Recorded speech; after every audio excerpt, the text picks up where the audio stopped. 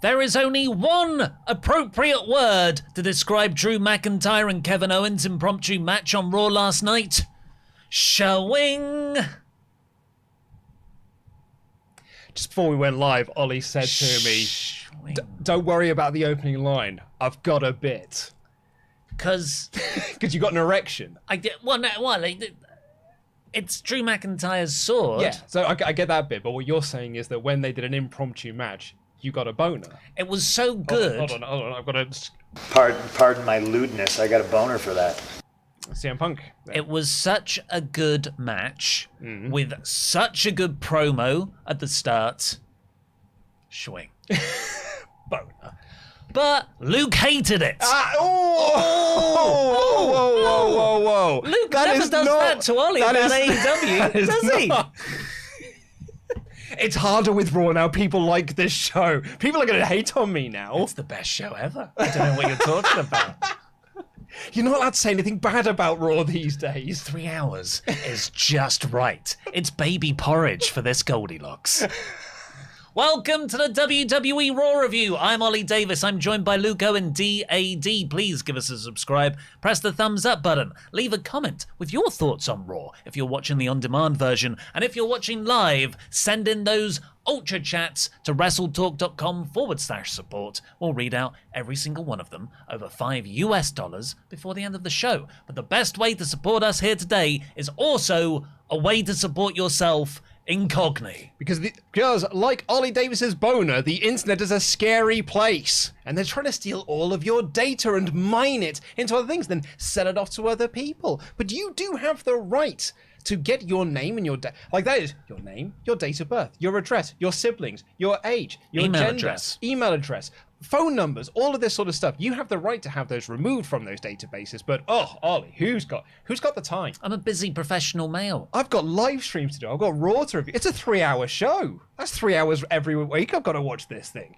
Thankfully, we have Incognito, and Incognito will do it all for you. So what you got to do is just give them the little access, and they trawl through, and then they just send you little email reports to be like, here are the disputes we've got, here are the disputes we're currently doing, here's where we've already removed you from. This is a true story, and it sounds like I've made it up for marketing purposes, but it's not. At the weekend, I got, you can sort of get a weekly email from Incognito. I've had it for about 4 months now. Just updating you on the data brokerages that it's automatically contacted for you, the disputes it's got ongoing on your behalf, and where your personal data has been removed from. And I got it, and it said you have like 40 cases ongoing right now. 12 of those have had, we've won the data back, and here's the other ones. And I just read it, and I went, like I'm winning. And I gave a little chuckle, and my lady partner said, What's that on your phone? And I effectively sold her Incognito in my living room to my life partner. Did you not just show one of our plugs for it? No, I did. Here's Luke explaining how it works. I told her the link. I did the whole ad read. But honestly, I think it's a great service, and it's a really important part that not enough people focus on right now. Exactly, yes. Click the link in the video description down below. The first 100 people to use the promo code WT Podcast will get 20% off. And we are a live broadcast, so you are competing against everyone that is in this live stream at the moment. So get in there now. Yeah, really helps support us as well. Right, so this episode of Raw, we're going to talk about, is this my favorite thing of the last 3 weeks? This was, hands down, the best thing on not only this show, but yeah, I would say it's the best thing that I've been on the last couple of shows. I thought this whole, aside from the finish, I thought the whole segment was a home run. It was fantastic. Well, I think the finish is actually really good, but we'll talk about it in a sec. I'm not counting SummerSlam. I feel like SummerSlam was there's no tractors here. Yeah, the send-off to the old era. Triple H's NXT Raw starts the day after SummerSlam for me. Yeah. Or 2 days. I don't know. Did I like Gunther and Nakamura more? I'm just talking Raw. Oh, just Raw? Yeah, I think this might be my favorite thing then. Good old Drew. So what happened? Drew McIntyre came out, SmackDown star, because there'd been reports over the weekend that he'd been pulled from house shows because he had a bad back. That's worrying. He's the guy facing Roman at the big pay-per-view in Wales. So he comes out and he says, look, there's been rumors about my injured back. They're true. It's because I've been carrying the weight of 20 men for the last 3 years. Great line. And this, he said, but when I beat Roman, I'm going to get new fresh matchups with Ciampa. And the crowd were like, okay. And they went, AJ Styles. And they went, oh, no, we know that one. And they ran off a few more names. And then out came Kevin Owens. I'm going to write exactly what I wrote here. So he teases matches that could happen once he wins the belt, including Karrion Kross. Owens comes out, and I popped. Yeah. Because Owens had an amazing segment last week when he absolutely murderized poor old Ezekiel. Good to know that he's okay, and he's in a nice little comedy segment now. But I'm just massively into Kevin Owens at the moment because, like, last week was the biggest hard reset we've had since the Triple H era, which is just like, nope, he's now back to the character I made in NXT. And he came out and that's the promo he cut. Being like, by the way, guys, this is my new character. And the new character is the old character I had in NXT. It's the character that you all liked. And I've done a load of pants gimmicks since then. But we're going back to the gimmick that works for me. Mr. America. The new face of America. But he's had a lot of good gimmicks. But none of them have been good as Prize. Prize Fighter is like, it's peak Kevin Owens in WWE. Yeah. And he came out and he cut this promo on Drew. And then, like, as he came out, Drew was like, oh, look, here's another name that I'd like to have a match with. And I was like, oh, how convenient is that you say my name the second that I come out? And he cuts this incredible promo talking about how he is back to being the prize fighter, how he hasn't held a title in WWE for 5 years. That's mad. It is mad. I assumed he had. Everyone else has. Ricochet has. And, like, Dana Brooke has. And, you know, he basically... You know what? I don't believe him. That he hasn't won a title. I'm sure he's had a US title run in 5 years. But he was like, I'm going to win the US title. I'm going to win the IC title. I'm going to win the tag titles. And then I'm going to win this the WWE Universal Championship. I'm coming around to all the belts. 24/7 title. And then Drew fires back with an even greater promo. And my thought was, hot damn, this is going to be an incredible program down the line. And I cannot wait to see them have a match together. What a great segment this is to make me excited to see a match between the two of them over the titles, because I do think I'm really starting to lean towards now that Drew's winning the belts in September. And what they're doing is they're setting up all of these chess pieces in place for future title contenders like Owens, Karrion Kross, etc., etc. Even if they're not, stuff like this helps me buy into the idea that Drew could beat Roman, which is fascinating. It's almost like the brilliance of the segment, right? Yeah. And then they announced there was going to be a match. And my first note was, I smell a DQ finish. Yeah, I wrote the exact same thing. Kevin Owens has just had a character reset. Drew's fighting for the top title at the big pay-per-view in 3 weeks. So you don't want either of them to lose. And that's exactly what happened. We got a DQ finish. So I'm pretty sure the US title was the last one, Kevin Owens. July 23rd, 2017, Battleground. It is over 5 years ago. Is that really?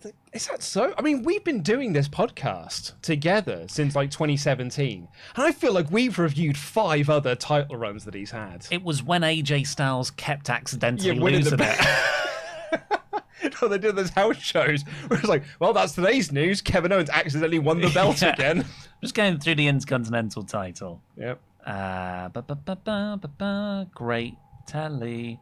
No Kevin, no Kevin. Yeah. He's a 2-time champion in the IC. February 15th, 2016, he last held it. No way. Hot dang. So it really hasn't. But yeah. It was against Dean Ambrose. This Kevin Owens promo was fantastic. So good. What I really liked about it is, first off, this idea that Owens' arc for the next year might be him going for every title. And he properly has to, I've won the US title now, I win the Intercontinental title next. Not that he holds them all at the same time, but that he's going through them to build himself up to the Universal. I think we now know who's taken the belts off the Usos. Owens and Zayn. Yes, because this was my other thing. Owens directly referenced Zayn in the start of his promo because he said, this is Washington, D.C. It's like 6 years ago, me and Sammy had that match at Battleground that people are still talking about to this day. Then they're not, but I love that match. One of my matches of the year. Do you know what? I'd almost agree with Kev here, Because Battleground 2016 always comes up as an option in WrestleTalk Extra. It never wins. For that match. But it's always for that match. It's a fantastic match.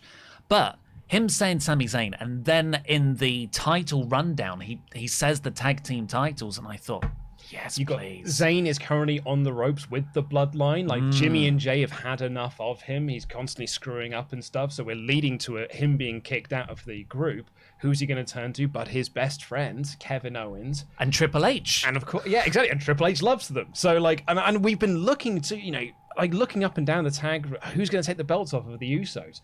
This feels like the first legit team who, haven't really been a team in WWE, not for a while, not since they feuded with Shane McMahon all those years ago. That I'm looking at be like, those are legit contenders I could see taking the belts off of the Usos in a brilliant storyline as well. It's a really exciting thing. And then Drew cuts an awesome promo. God dang. Just like immediately back at Owens. I can't even remember what he said. He talked about, like, people say that I was the chosen one. I was the chosen one like 13 years ago. And then I got fired. And then I had to work my ass off to get back to this. This isn't just a job to me. This is a dream job. And he got this fabulous promo on Kevin Owens. Like, so I thought, like, man, Owens is fired up here. And I think, like, Owens being on such good form just made Drew be on as good, like, if not better.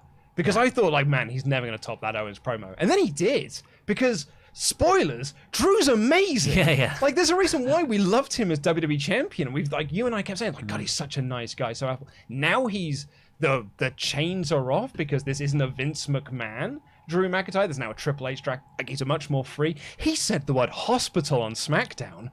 He's free as a bird, with the incredibly long guitar solo and everything. And this was an awesome, awesome promo. And then they had an incredible match. It was a great TV match. Really, like, AEW standards. But with that... With a terrible finish. With that WWE tweak of... Terrible finishes. It's a bit of a different pacing. So, okay. It's an incredible match. All the Owens usual spots. Drew McIntyre had a great comeback. He's about to win with the Claymore. But then the Usos run in and they attack Drew. Drew fights it. So it's a DQ. Drew wins. Drew throws them out. Owens stunners him. And then he says to the Usos, tell Roman he owes me one. That line made the DQ finish okay for me. Well, here's where I would disagree. I'll disagree on two parts to it. But I'll address that bit first. Drew then just stands tall. Yes, yeah, that's not ideal. Then the Usos should keep beating them down. Like, Sean made this point on the Fightful post-show where he was just like, oh, the Usos got incredible heat by causing the DQ. And I was like, yeah, but then Drew just beat them up, so that heat achieves nothing. Because Drew just... And I've already seen Drew stand tall over them. I watched SmackDown 3 days ago where they did borderline the same thing. So I didn't like that, but like the DQ finish for me, what I hated about it was... I want to be excited about Raw, and I am excited about Raw. I've been so excited since the Triple H era took over. I watched the first episode we did of the Blackpool Content Club WrestleTalk Podcast. It's just me, Tempest, and Peter about like how exciting Raw is and all the great things that Triple H is doing. But it will always be WWE. And this to me here is just that, no, Triple H thinks that just doing a DQ finish for a match that you don't want either guy to lose is an acceptable way to end a match. Because he also did it 2 weeks ago with Bianca Belair and Io Sky. So, yeah, granted, I mean, I know a lot of people are going to bat and defending this. Now, I'm not going to disagree with you on that sense. If you think this is a great thing, grand. I'm just putting across my thoughts on this. I don't think that Triple H booked this down because he thought it made sense for the storyline. He did it because it's the easy way out of not having to pin either guy. He wanted to have a great match, I think. Yeah. And I really think they went out there and delivered on that. But he didn't want either. In so doing, he booked himself into the corner. He did it. Vince McMahon did. I don't mind DQs when they further the story. I love AEW that they use them sparingly. I mean, it's like one ever, maybe two. They've had like 2 or 3, I think. But in 3 years, that's incredible. We've had 3 in 3 weeks. WWE is a different thing for me. I was brought up on DQ. Someone would always run in and beat them up, and it would like add more heat to the story. And maybe it is just I'm excited and Triple H can do no wrong. But right now, this felt totally okay for me because it was KO, the prize fighter, valuing his long-term strategy over what's happening right now. It felt like he was in cahoots with the Usos. It felt like he was saying, yeah, if I've got this match against Drew, that's one bet I've laid for the future where I could be facing him as champion, or hey, Roman now owes me one. Because he's all about the title. This is the key to Triple H's era of Raw and sort of the era of WWE that we're currently in. And it's actually very reminiscent of year 1 and 2 of AEW, where we would do shows which had things on it that were pretty questionable and not really great. And people would be like, oh, well, if this were WWE, you'd hate on it. And you're like, well, no, because AEW's built up a lot of goodwill that while it doesn't seem good here, later on it will pay off down the line. And I've now come up with my new thing of that, which is, if this was Vince McMahon's Raw, we'd hate this segment. Yeah. Yes. Because there's no, there's no direction to it. But because Triple H has built up a lot of goodwill over the last few weeks, fans, I think, now are watching this and being like, oh, I don't think this is just a way to back out. I think there is a long-term strategy for this. I'm only saying this because we had the 2 DQs on Raw 2 weeks ago that were done because he didn't want anyone to lose. That was a bad DQ. And then we've got this one here. I just feel like he thinks this is an acceptable way to end a match. Because the second this match started, I wrote, well, it's DQ finish. And then I was proven right. So I'm like, well, why did I get invested in the match then? But you did. Well, that's how good the workers are. But then I get more frustrated. I literally screamed my TV, oh, F off, when the Usos got in. My child was in the room. I had to apologize to her for using bad language. And she literally jumped because I screamed. I was like, oh, F off, because I knew this was coming. And I was annoyed at myself for getting invested in this when I knew it was going to be a lame finish. So that that is all I'm bringing to the table here. Maybe this is some big long thing. But if this was a Vince McMahon Raw, we'd be sat here being like, that was a terrible finish. This company doesn't know what they're doing. But with a different guy in charge, we are now giving it a free pass. And I'm just putting that on the table. I criticized the Io Sky not winning over Bayley. I thought that was a lame... Bianca Belair. Sorry, yeah, Bianca Belair. I thought that was a lame finish. Because you didn't want to pin your champion, and you didn't want to pin the new... And that's exactly what happened here. You didn't want to pin the number 1 contender, didn't want to pin your new character. But I thought Io Sky could have... The argument was Io Sky could have definitely won. Because Bianca Belair never loses. Bayley could have cheated to help Io win, and it puts Io over huge in her first singles match. I don't think anyone is damaged coming out of that. Here, I really do think Owens is, and I didn't like that women's match. And it's not just because they're women. This match here, I really do think Owens's character angle at the end makes it an acceptable finish. But then Drew stands tall, which kind of undoes a lot of it. That bit I think is non-optimal. Yeah. So the DQ itself. It's compounding things. It's things on top of things. And I think which is why the whole doesn't work. Despite the fact that the promo was best promos on the show. The match, best match on the show. But I think the finish is a larger thing. And maybe it's something and nothing. Maybe I'm making a mountain out of a molehill. I don't know. But when I was just looking at everyone was praising this DQ finish, I was like, am I the only one that's sort of sees a different angle to this? That's welcome to my world with AEW 4 months ago.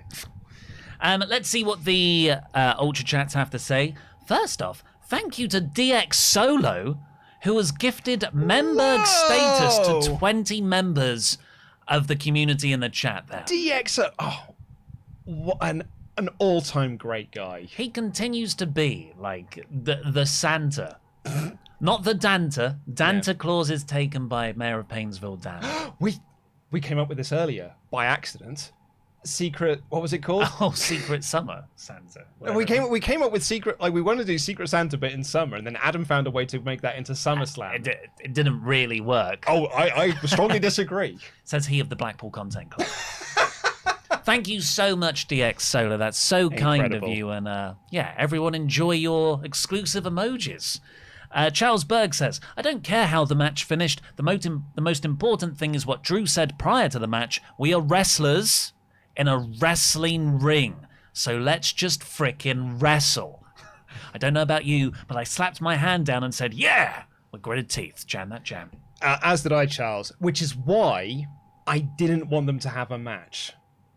Because I knew it would have a DQ finish. I'd have actually much rather them just use this segment to build down the line, and then we'll have a clean finish there, which is, what a different wrestling company would have done. And the second the match started, I was like, no, I don't know why I'm going to invest in this, because it's going to be like, he booked himself into a corner. Be a rough old episode without this match. You're not allowed to say bad things about Raw, Ollie. Mayor of Painesville, Dan. The actual Santa Claus. The actual Santa Hey, Claus. Luke and Ollie. I hope you have a very good day, even though it's super hot. WWE is really changing. You've got so many characters evolving and being booked to push their strengths and hide their weaknesses. Stories and titles get more focus. The prize fighter equals good TV. That is the incredible level of goodwill that people have got towards WWE. Rightly so as well, I want to add, because I think Raw's been great. SmackDown has been so good. Like, I thought the last SmackDown episode was great. The week before that was great. I think Raw's been really good. SummerSlam was a really fun show as well. That... Like, I was listening to a post-show review of this, and they were like, man, Austin Theory and Dolph Ziggler, what a main event. And I'm like, what are you talking about? The crowd did not care. Whoa, really? That's what I mean. Like, people are so into the show at the moment that even pretty crap stuff, people are like, wow, it's amazing. Did you see that Dakota Kai Dana Brooke match? We'll just do this one before we get into the play-by-play of the show, because it is linked to our segue. DX Solo again, the guy who's gifted everybody Memberg status. Hey guys, I signed up to Incogni. He is great. Looking forward to it. Also, I've watched the last 3 Raws and 2 SmackDowns, and to my surprise, they have been better. They have. It's a new era. Case in point, Saturday, I take the kid down. Like, so my wife has a lay-in, or tackle her. or she's getting on really, she's climbing stairs and stuff. You got to really be brutal. But like my wife either has a lie-in or she goes out for a run, so I look after the kid in the morning because she's done it all throughout the week. Usually I go downstairs, Rampage. Last 2 weeks, SmackDown first. I didn't even watch Rampage this week. I was like, I'm going to watch SmackDown. And then I went and did the kids' breakfast. Holy moly. Times they are changing. But that is a segue into our wonderful sponsor of today's episode, Incogni. Indeed, yeah. Protect yourself online because there's bastards out there stealing all your information. Oh, shake your fist at them virtually with Incogni. Because Incogni is a service that will go out to these companies that are buying and selling all of your information, your name, your gender, your sexual orientation, all these sorts of things, and they get it back because you do have your right to have it removed from those databases. And Incogni do it for you because they're an excellent service. Click the link in the video description down below. The first 100 people to use the promo code WT Podcast will get 20% off.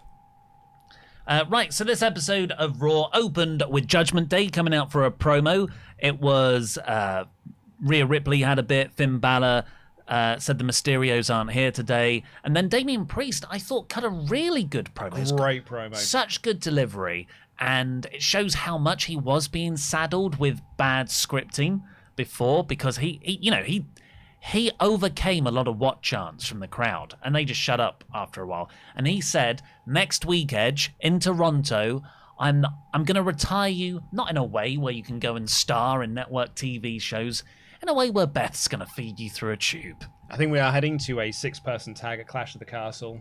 Like, some people are saying it could be Edge Finn. I think we're getting Edge, Reg, and Beth Phoenix, right, versus the Judgment Day. Like, this is how good of an opening segment this was in sort of presenting the Judgment Day, because like I think the Judgment Day are quite a lame act and have been presented quite poorly since they kicked Edge out of the group and sort of proved that Edge was right and they're all a bunch of dunderheads. But this presentation was so good that when Rhea Ripley came out and said, "We run Monday Night Raw," I was like, "Man, I might believe them actually." Okay, sorry, Rhea. Yeah, sorry, Rhea. And you know, she's like she said, "I'm your pappy now." Essay. Great line. That's a WrestleTalk Extra joke coming up for Patreons. We recorded. Where the F is Vicky? We recorded our episode of SummerSlam 05 yesterday, which will be released next Wednesday for our Patreon backers, and it is a lot of us just laughing at "Where the F is Vicky" and "I'm your daddy" essay. It's the Dominic custody on a ladder match. But yeah, I thought Priest was awesome in this segment. Really got me hyped up for the match next week. Yeah, I'm looking forward to it. The Yeah, I can't believe I'm looking forward to a Raw match for 2 weeks, because it was announced last week. I thought this was an effective segment to build on it. I can't wait for it to happen in the second hour. It is, oh yeah, it will be the main event of the second hour. Do you know, it's funny, isn't it? Because, like, Priest's promo here was just that, like, hey, Edge is, he's a bit rubbish because he's not here. Boo, you know, he's meant to be a babyface. Drew's promo later was like, Roman's not here either because he doesn't like showing up for work. He was like, yeah, boo, that Roman not showing up for work. And I was like, no, that's the same thing. They're both part-timers, but we're cheering one of them. Ray was there, no Dominic. He attacked them all, and Ripley kept on getting in his way, and he was like, I'm not going to hit a woman. And the numbers overcame him, and Finn Balor hit a coup de grace onto a steel chair onto Ray. Ouch. Yes. After that, we got Alexa Bliss and Asuka taking on Nikki, ASH, and Doudrop. Went about 10 minutes. I thought this was a really decent match. This is the best Doudrop's looked on the main roster. Yeah. Oh, Asuka and Doudrop. So was good. Brilliant. Oh, I thought Not Doudrop... brilliant, but very good. I thought Doudrop was superb in this match. I thought this was, like, really good main roster presentation for her. She did an interview with Alex McCarthy saying that she has had a meeting with Triple H, talking about possibly getting her proper name back, because in her own words, she didn't really know what the Doudrop character was. And there was an interesting line in there. I nearly had it as my lead, but she said, a lot of people are looking for changes. And I think that's because a lot of people have just been saddled with bad characters. And now Triple H has got this open door. He's sitting down and be like, well, let's talk about your character. And I think that we're seeing, you know, parts of that in this match here, because this felt like Piper Niven on the main roster as opposed to Doudrop on the main roster. Even for Nikki ASH, a bit more serious. Yeah. She was in the superhero outfit, but she wasn't doing all the comedy nonsense. Although Asuka made Doudrop tap in the Asuka lock, Control came down for a stare down afterwards, but officials got in between them. Yeah, really good match. It just made me more annoyed at last week's match, where Brooke and Tamina were more competitive against Dakota Sky and Io Sky. You did it again. Than, what did I say? Dakota Sky. Oh, God damn it. Me and Bailey. They were more competitive last week than this match was almost. Well, speaking of, Tamina and Dana Brooke were watching this match backstage, and I was like, I thought to myself, did they advance? Like, are they facing them next week? So it will be the sort of money match, Asuka and Bliss versus Control next week. Yeah. 2 matches with multiple weeks of build. Hot damn. Hot damn. Kevin Patrick interviewed a returning Theory, his first appearance since SummerSlam, and Dolph Ziggler walked up and said, that briefcase is meaningful to me, and Theory effectively called him a washed-up has-been, and then they brawled through the ad break. Yeah, I hope the crowd care when they have a match later. When Ziggler looked at that briefcase, I was like, man, what a cash-in that was. And I went, almost 10 years ago. Oh, yeah. That hit me hard. We were all fandangoing out the wazoo. The summer of 2013. Miz and Ciampa next took on Cedric Alexander and Mustafa Ali. This is Triple H's attempt to build a tag division from loads of badly booked singles guys. From nothing. Yeah. Look, Miz gave Ciampa a Pokemon card with their faces on before they went out there, and Ciampa was like, oh, thank you. And I'm quite enjoying them together. Dude, since Triple H has taken over this storyline, it's working. Like, he's found the magic in the storyline. Had this not been Triple H, Ciampa would be Miz's lackey, because that's exactly what he was in all of the lead up to SummerSlam when it was a Vince McMahon show. You're right, yeah. But Triple H loves Ciampa, so he's looking at this being like, well, okay, what's the story here? Oh, it's that Ciampa's better than Miz, but Miz is the star of the group. And so we can use that to build. Like, Ciampa's the one that's on the roll at the moment. He's the one, he won his triple threat. He beat AJ Styles, had a competitive match with Bobby Lashley, got the win here. Miz lost at SummerSlam, lost his triple threat, didn't win last week. And we're telling the story of, like, one of these guys is actually the best guy in this group, but the other guy thinks that he is. We wouldn't have had that story 4 weeks ago. And this story works. Yeah. And all of a sudden, this act now feels like a good thing.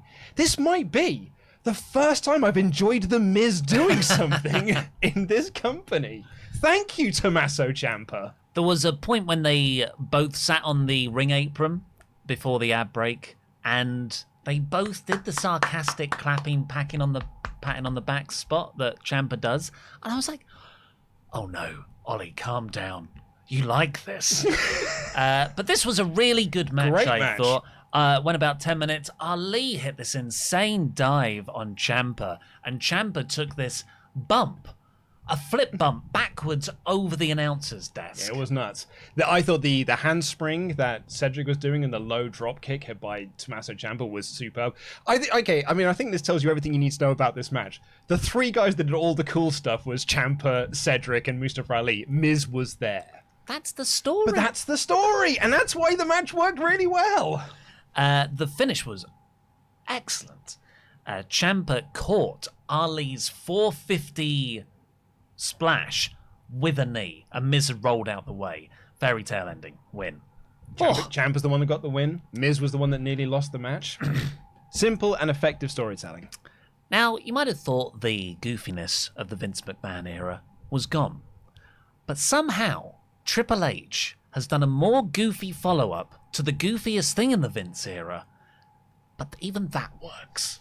Yeah, so we had a recap of Owens taking out Ezekiel last week, and then they had this family photo of Ezekiel in the hospital bed surrounded by the rest of his family. So, like, his granddad was there, his dad was there, Elias was there, but crucially, it's Elias, but with the fake beard Elias, which I thought was a wonderful little touch. And there was this little child there. I assume the child is Elrod, but I don't know.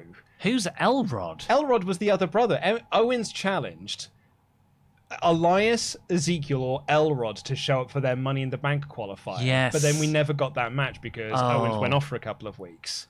So I don't know if that is Elrod, or maybe it's the other one that's the next to him is Elrod. I've looked it up. Yes, Elrod making his on-screen debut. Their mother and father, and Ernie Jr., who is Elias's granddad. Yeah, he cut a promo, and it is. I mean, some might say it's just Elias in makeup, but we actually know that it's just his grandfather. Cutting a promo talking about how Ezekiel's going to be out for a long time. They're all the names are beginning with E. You've got Elias there, and then you've also got Peter Avalon. Look at this. If you'd have put this in advance, we could put this up on screen. But we haven't. Look at that guy. Peter Avalon. That's Peter Avalon. That's not an Elias. Are we saying AEW star jumps to WWE? Yes, it was so good that I did not mind that it totally undermines the powerbomb spot that Owens did last week. That's how well this worked. Yeah. Well, I don't think it massively undermines it because Owens is still a serious character. No, it totally undermines it. No, it's not. He's out for, forever. He hurt a comedy character, and a comedy character has continued to do comedy. But we all know that is actually Elias. But no, we don't, because it's not. No, okay, so you've not been around for a little while on Raw. They categorically proved that Elias and Ezekiel are different people. Okay. So it's not Elias in makeup. That is his grandfather. Well, it was very good, regardless. Then we got the Drew Owens match, which we've already covered. Crucially, not crucially, but when Drew was walking past, there was security putting out a fire. Foreshadowing. Seth Rollins came out to watch Riddle's interview from In the Ring. Riddle was sort of via a live feed on the Titantron, and he said, "I'm medically cleared," and Seth gloated about being 2-3 steps ahead all the time. You could see this coming a mile away, but it was done very well. And it makes a refreshing change because I like my baby faces to be smart sometimes. Yeah, it turns out that Riddle was the one that was ahead of Rollins because Rollins thought that he was in his mum's basement. And Riddle's like, actually, I'm in DC. And he went down and it didn't work out well for him at first because Seth stood tall for a little bit. But then Riddle chased him off. Credit to Riddle for running in those flip-flops. Kind of been comfy. I think the only way to make this better would have just been Riddle properly beat Seth up and then Seth ran like a coward. But it was actually Seth got most of the beatdown. Yeah. The story, Seth is better than Riddle. Yeah. But they're having a match at Clash of the Castle. I do think I love Riddle. and I like this direction for him. But I do think, because he was so hot when he was going against Reigns, that loss has harmed him. He is not even half as over now as he was back then. So that's unfortunate. That they'll have to rebuild it. Yeah. US title video package hyping up AJ and Lashley. Really good. Loving these video packages. Riddle then said that he'll challenge Rollins at Clash in the Castle. Yeah. What are you doing for Clash of the Castle? I think I'm hanging it out with you and with loads of the SWAF Nation. Indeed, yeah, because we are doing a Clash of the Castle party. If you haven't got your ticket already, click the link in the video description down below because tickets are going fast. In fact, there's only around like 20 or so tickets left for the event. So if you haven't got your ticket yet, I'd get on it pretty sharpish. Well, we're going to sell out. We are actually going to... I think we're probably going to sell this event out, yeah. Veer Mahan then made his first appearance of the Triple H era and took on a jobber called Bo Keller. Keller kept dodging Veer, but as soon as Veer got hold of him, he squashed him, really made him tap in the cervical clutch. Can I take you back? Okay, Triple H has taken over Raw now. Mm-hmm. Let's take you back to when Triple H first took over NXT. Do you remember one of the first big long-term stories that he did during the early days of TakeOver? When Baron Corbin was winning all of his matches. And Bull Dempsey. And Bull Dempsey was winning all of his matches. And then we built to Baron Corbin versus Bull Dempsey. Who won a squash match last week? Amos. Who won a squash match this week? Veer. I think we're building to Amos versus Veer in a battle of the undefeated single streaks. I wouldn't mind that. Oh, I mean, I would. Because I think it would be terrible. But they'll be big boys. I hope that Veer's the one that wins. Because Veer's way better. Oh, yeah. Luscious hair. We got Dakota Kai backstage doing an interview. She was talking up her first singles match. And then she spies Dana Brooke, her opponent, awkwardly just hanging out near them. And she goes over and, Kai's very good. And then Dana Brooke just says, I'm ready 24/7, and I just thought, you are a different person, because in NXT everyone else has reverted to like the good version of what they were before they were called up to the main roster. Dana Brooke was a great bully heel promo. Wonderful. Her and Emma, what an act together. And she even had like a little something in the ring as well, I thought. But she just got this line, I was like, this is so robotic. Well, it's because it's not the original Dana Brooke. Yes. Like, I think we've proven that at this point. I think this is the fourth Dana Brooke since NXT. But I'm not as into this Dana Brooke as I was the one 4 Brooks ago. 4 Brooks ago. Bobby Lashley then took on AJ Styles in somehow a first ever meeting in WWE. I thought this had to have happened in TNA.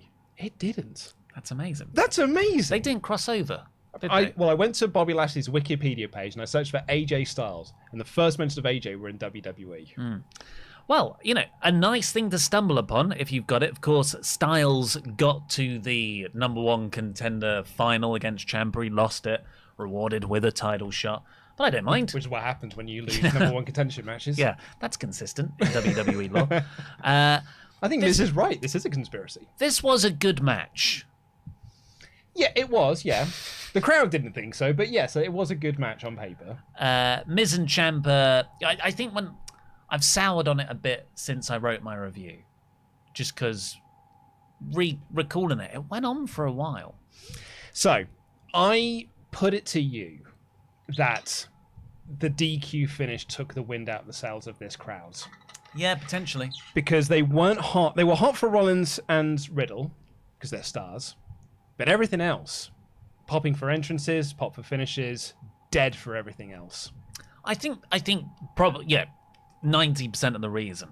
But I also think sometimes when you see a match that is quite obviously the main event of the card you've gone to the show for, 2/3 of the way into the show, you're like, okay, well, that's not how it's done. There's no title change. There's another hour. Yeah. And it does sap your energy. You and I have been to Raw tapings before where you have gone, oh my God, there's another hour left of this. So I think Raw we'll get onto that at the end, but the Raw pacing issues and just overall duration has weirdly become more of a problem. Now it's better. Oh, yeah. But this match, the only thing to note, other than Lashley retaining and a bunch of near falls near the end, Felt like the crowd were like actively groaning at the near falls, though. They're like, "Oh, all right, just end already." Yeah. Like they felt like they had got very tired of this match because it was a long match, but because the crowd was so dead for it, it made the match feel longer. I think on paper this makes total sense. Bobby Lashley has sort of been this super over baby face with the title, putting on the great title defenses. It's the main TV championship, this US belt. I hope that they learn from this, though, and just tweak it a bit. Yeah. Because it obviously got a bit repetitive. But also looking at the positives here, 2 weeks, 3 weeks on the bounce that the US title has been positioned as a very important belt. Similarly, on SmackDown, the IC belt has been positioned as a very important belt. These are the things that we were asking Vince to do for a decade. Just being like, just elevate these titles and make them feel important. And Triple H has done it in a handful of weeks. The other thing to note here is Miz and Ciampa came down to ringside, which is fine because they're kind of feuding with both AJ and Bobby. That's been a thing for the last month or so. And Ciampa distracts the referee. Miz is going to hit AJ at ringside, but before he gets a chance to actually interfere, a guy jumps over the barricade. It's Dexter Lumis. And a load of security tackle him to the ground. And the show cuts to black and then to commercial really quickly. Really, really well presented. I liked last week where they weren't putting any focus on it. I was then surprised when they came back, Jimmy Smith dropped him by name. Yeah, and said Dexter Lumis was trying to make a name for himself. And then Corey Graves expertly was like, no, don't give that person don't even say his name. I thought, it's amazing how one line can actually take the air out of everything. I was fully expecting them to completely ignore it, just come back and be like, we're in the middle of an amazing US title match, everyone. During the commercial break, this happened. Not even mention the Lumis That's stuff. exactly it, yeah. Yes, it just felt like any other fake wrestling angle, when the main selling point of this angle is it is real. Yes, that's it. Dana Brooke took on Dakota Kai. The crowd were dead. And Kai won, begging the question, why did they also not just squash Brooke and Tamina last week? Also, why isn't Dakota Kai now the 24/7 champion? Yeah. It's a non-title match, but like it's a title that switches hands. I mean, it's just because of basically they're like, that title's crap and I don't want it. So just get rid of the belt then. All the 24/7 title stuff has been dropped, apart from the physical belt.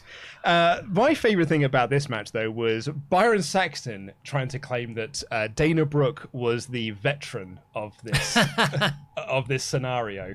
And Corey Graves went mental at him and been like, are you trying to tell me that she's got more in-ring experience than Io Shirai? Yeah. Who? Sorry, Io Sky. After that, we got our real main event, set up earlier in that backstage segment. Theory versus Dolph Ziggler. The crowd did not get into this. It was a fine match, but it went 15 minutes. Dolph Ziggler, as much as I love the guy, has just not been positioned to the level.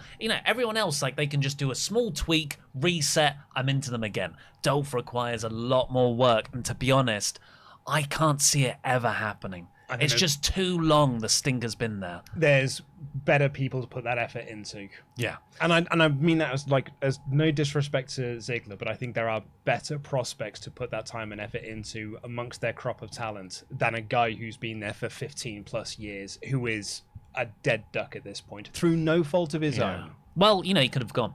He could have left. He could have gone elsewhere. So partly his fault. He went to do comedy. Yes. And it really influenced how he really changed his style afterwards. Mm-hmm. I don't even buy him as, like, the veteran. No. So, yeah, this didn't really work for me. Theory, it was wrestled very competently, though. Theory, like, laid in some stiff strikes. Well, I think he had to. Yeah. He was trying to, because the crowd were dead. And I was like, this match is going to die a death. This is what happened with Dolph and Chad a few weeks back. Like, the crowd just aren't buying into it, and the crowd were just completely silent for this, except for entrances and the finish. They pop for people doing their finishes, and then when a finish happened, And like this was dragging, and this crowd were done and wanted to go home. They went to an ad break. They came back, and Austin Theory had Dolph Ziggler in a rest hold. And I was like, this poor crowd who actually had to watch that rest hold for 4 minutes. And then Theory won. Yeah, and that was it. No sudden Dexter Lumis in the crowd. No other stars. So this was, the first Triple H show where no one returned, right?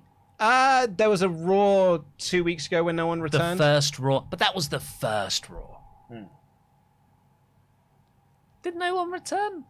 We've had. The order goes: Karrion Kross and Scarlett Bordeaux. It was Dakota Kai at SummerSlam. Yeah. Then on Raw, I think it was just them showing up. Well, that kind of counts. Which kind of counts. Then it was Karrion Kross on SmackDown. Then it was Dexter Lumis on Raw last week, and then Hit Row on SmackDown last week. Yeah. So this is the first Raw, if you want to include Dakota Kai in the other which one, I do, which you want to, is the first Raw where no one did a return. Yeah. So this was Raw settling into its average pattern, and it is just so much better than the average of the previous regime. Like, so much more enjoyable. Weirdly, now it's been reset, though. The third hour is a major glaring problem again. I forgot that it was a thing, because it was just, I'm going to watch Raw, it's all nonsense, nothing matters, and it's 3 hours long. But now it's like, oh, well, it feels like everything started again. But they are not dealing with this third hour well, to the extent where you can see them on purposely planning a 2-hour show because they know they'll tune out after the third hour. The third hour is consistently the lowest rated hour. So they're putting their main events at the end of the second hour, as we got with Lashley and Styles here. Done last week as well. So the final hour is nothing. It almost makes me think, reformat the show. Have the third hour. I'm not saying bring back After Dark or whatever it was called. Turn the lights down and everything. Or Raw Underground, but maybe have like more of a talking smack style show with a different kind of match, because this 3 hour, it's a noose. Yeah, Triple H can overcome a lot of things. He can overcome a dead tag team division. He can overcome US and IC title being treated like crap for the last 10 years. He can overcome main roster destruction of his NXT creations. He cannot overcome a third hour of Raw, because it's too long for a wrestling show. And it's been that way since they started doing it a decade ago.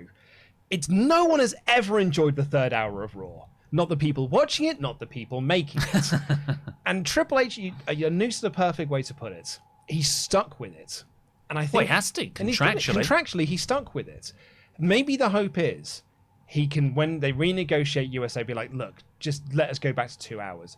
We're going to lose money on that, but we are going to have a better product for it. And that ultimately is more important and a long-term money-making gain. But it's whether USA want to go for it, because USA get a lot of advertising in that third hour of Raw, because Raw is one of the most consistently... They'll be like, no, we need that third hour because the advertisers love it. I don't know if WWE as a business would go for that. Triple H is, an important guy, but he's not the Vince McMahon guy who makes all the decisions. That's Stephanie, and he's in charge of creative. That's what we were talking about with, would they ever drop the Saudi deal? It's like, I don't know. It makes them a lot of money. So overall, I gave this 70%, but probably 65%. But what a match with Owens and McIntyre. Yeah, I'd have said a 3 out of 5 show. A perfectly bang average. Like this is where our standards of Raw should be, which is really, really good 2 hour show with a naff third hour. Like, that's always going to be a problem. But wrestling was really good. Lots of storylines. Storylines were furthered. Things mattered on this show. And it's set up for a show next week that I'm excited for. Great. Thumbs up. Maybe even turn the first hour into something else, like you used to have with the cruiserweights. I don't know. Yes, very excited for next week's show. Can't wait for Edge Priest. Really looking forward to it. Before we get into our Ultrachats, let's say a very big thank you to our wonderful Pledgehammers on Patreon. $25 a month or more will get you a shout out and a wrestling nickname on this very show. The heir to the throne, Kate Ayers. Up and above, Keith below. The Knight Rider, Kit. Always leave the crowd wanting Brian Moore. Le meilleur au monde, Links the Sun. Pick him up, Loot Sponge. Too lot to handle, Lottie McCulloch. Manipulating Manny Ormaria. How do you like them apples, Marcel Dura? Marcus, he's got soul, Campbell. Have a glass of sherry, Martel J. Simmons. And lastly, for this Hall of Fame class on the 16th of August 2022, he's got two first names, Matt Howard. We've got our review of SummerSlam 2005 going up next Wednesday, and tomorrow for our $10 and above Patreon Pledgehammers, WrestleTalk After Dark with an all-star lineup of myself, Adam Blompier, Tempest, and Terry the Editor. Terry the Editor? Yes. Oh, fantastic. People loved her on After Dark, and has been heavily requested to come back, and she's making another return to this wonderful little format that we do. Right, let's go through your remaining Ultra Chats. Remember, WrestleTalk.com/support. Get in any last ones, last call. Caplin2144, lapsed fan of years here. You can certainly tell WWE is slowly changing. Backdrops for interviews, intensity in promos, matches trying to be entertaining, stories fleshing out to make sense. Triple H is the change we hoped for so long, and it was the right feel. Lapsed fan. I wonder how long of a lapsed fan. Oh, years. Let's just say 4? Blakey, he did it for The Miz and his Pokemon cards. Love you guys. Hope you're all having a wonderful day. You too, Blakey. Travis Mankletoe, 12-month member. That's a whole year. Hey guys, hope you're good. Who do you think we will see as WrestleMania main eventers under Triple H over the next few years? Jam that jam. Amos. Kidding, of course. Veer. Roman. Drew, Kevin Owens. Edge. Bron Breakker. I think they'll call him up and push him to the moon. Mostly, I don't think many things are going to change in that aspect. They'll just be better. Yeah. Maybe.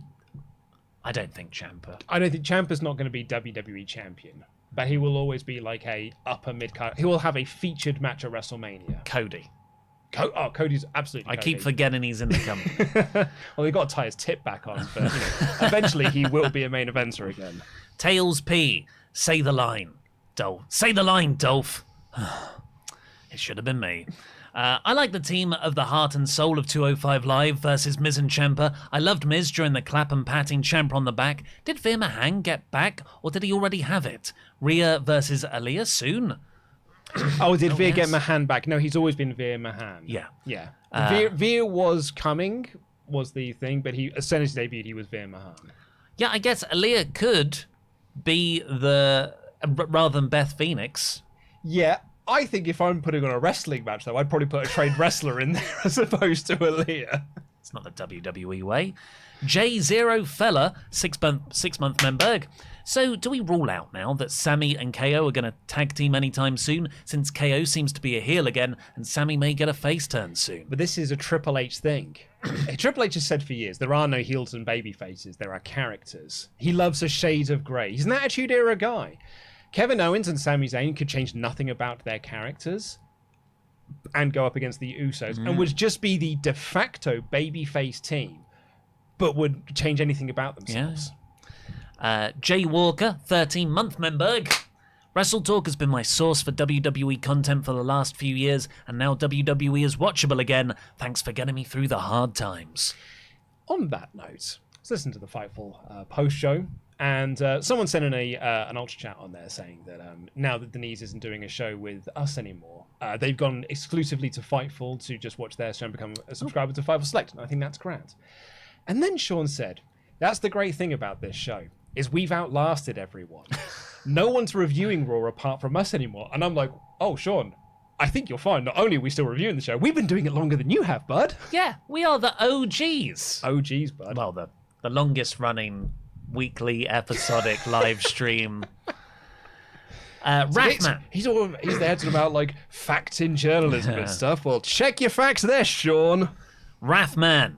Ollie, are you still working on your novel, or did it die on the vine, so to speak? Yes, I am. It's been a rough few months, just with all like life admin stuff. But the aim is to get back on it. I was 40,000 words through the third draft, so it is coming along, but it's a slow process, and I keep writing new things. But yeah, I'll let you know when I know. And finally, Thomas O'Connor. Hey guys, got my ticket for the watch-along party. Due to the strikes, I can't book the train until the week of, but I'm 94% defo going. This will be the first time I've left Liverpool on my own, and I can't wait. Can't wait to meet you all. Jam that jam. Thomas, I cannot wait to meet you either, but I do think leaving Liverpool is a mistake. You should always just stay there. It's better than London. It's not. But we will, we'll make your London experience a nice, happy one. Thankfully, the station you're going to be pulling into is Liverpool Street. So it's going to be like right at home, really. Yeah. There's just less Beatles everywhere. Yeah. Have you been to Liverpool? Like, it is... Yeah.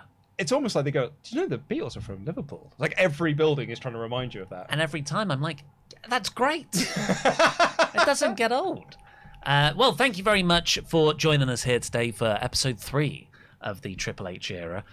Please, if you haven't already, go check out Incogni, our sponsor for today's show. It's the best way to help support this episode of the podcast, and they're a great service. Luke and I both use them. But for now, I've been Ollie Davis. This has been Luke Owen, DAD. Jam that jam. Jam that jam, everyone.